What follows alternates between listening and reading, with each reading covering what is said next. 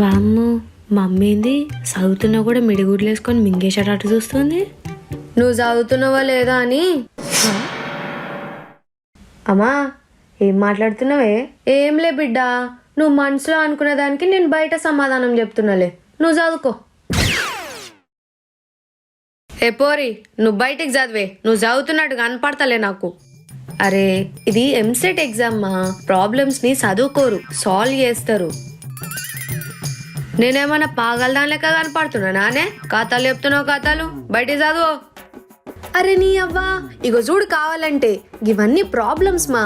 అయినా ఎంసెట్ ఎగ్జామ్ అంటే గాలిచ్చే 4 ఆప్షన్స్ కి మనం ప్రాబ్లమ్స్ ని సాల్వ్ చేసి గందులో చుట్టాలి. ఏం చుట్టుడో బిడ్డ, నీకు గిట్లా మార్కులు మంచిగా రాలేవనుకో నిన్ను చుట్టి పైకెళ్ళి నూకేస్తా, జాగ్రత్త. చుట్టుడు అంట చుట్టుడు. సర్లే, ఎన్నెన్నో అనుకుంటాం, అన్నీ జరుగుతాయే అంది.